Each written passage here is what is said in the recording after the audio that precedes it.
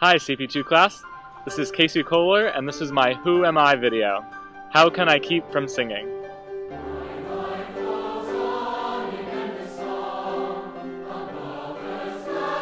So, I think the best place to begin finding out who someone is finding out a little bit about where they came from. I was born on December 27th, 1990 in the Reading Hospital in Reading, Pennsylvania to Kurt and Carol Kohler. This is a picture of me and my brother and sister outside our home in Exeter. So an interesting fact is that a lot of my friends have moved around. They've moved to at least one or two different houses, but I've always lived at the same place.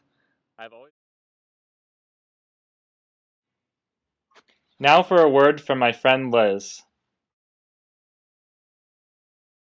My first impression of Casey was that he's very put together. We were in the same SOS group, and he just got done with his choral hearing, so he showed up to our, I don't know what you would call it, I guess our first meeting in the grass. Casey and I got to know each other through our SOS group, which was really fun, and he was just a joy to be around and would always make me laugh and always had a good sense of adventure. And so we would, find reasons to go out and do things together, whether it was walk into town and go to Small World and just chat about things, or to, I don't know, play music together.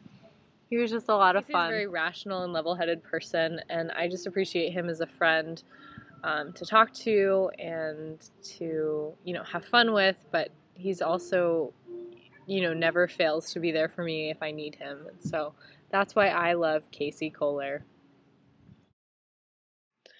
This is one of my favorite pictures of my family. I have two siblings, an older brother named Kenny and an older sister Megan. My brother is 24. He went to Virginia Tech and now he lives in Arizona. And my sister is 27. She attended Wake Forest in North Carolina and now she lives in Charlotte.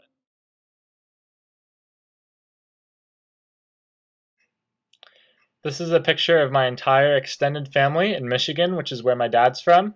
My grandparents, all my aunts and uncles, and my cousins.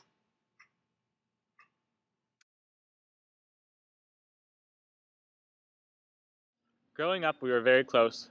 We always did a lot of things together, and I really loved having my brother and sister around. And come high school, my brother and sister were both gone. My sister had attended college and graduated and was living on her own in Charlotte. And my brother was in college. And a lot of people would always tell me, oh, it must be great being an only child. And it had its perks. There are definitely benefits to being an only child. You get a lot of benefits, you get a lot of attention. But at the same time, I really missed having my brother and sister around. And I tried to talk to them as much as I could. Growing up, I attended Jacksonwald Elementary School. In elementary school, we also studied our band and orchestra instruments. I originally started out wanting to play drums in band, so I started out playing snare drum and bells in the percussion section. But that didn't last very long. I decided that I didn't really like playing drums. And I also picked up cello. As far as singing goes, that's a slightly more interesting story. In elementary school, I was in chorus, and I was also in my church choir.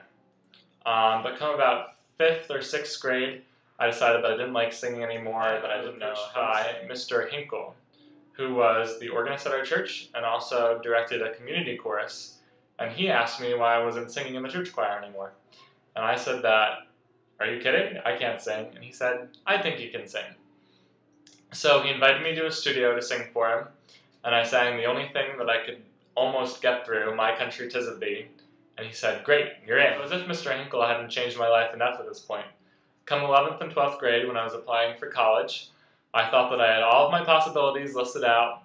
I thought I knew where I wanted to go, what I wanted to do, and then I suggested my schools to Mr. Hinkle in one of my lessons, and he nodded and he said, okay, what about Westminster? And I said, what's Westminster? And he said, Westminster Choir College? And he explained Westminster to me, and I went home and I looked it up online. So I went to my audition, and it went pretty well, and I was actually accepted to Westminster, and I decided that Westminster was the place for me. I was very fortunate in high school to have such great teachers myself, and I hope that one day I can be the same great influence on my students. As a teacher, I think that everyone has the ability to make music and to love music and to experience music. Benjamin Disraeli said that the greatest good you can do for one is not to share your own riches, but to reveal to him his own. And I think that this holds true especially as a teacher. My job isn't only to share my thoughts and my love of music. I shouldn't only be sharing my love of music with my students and telling my students what music I think is valuable.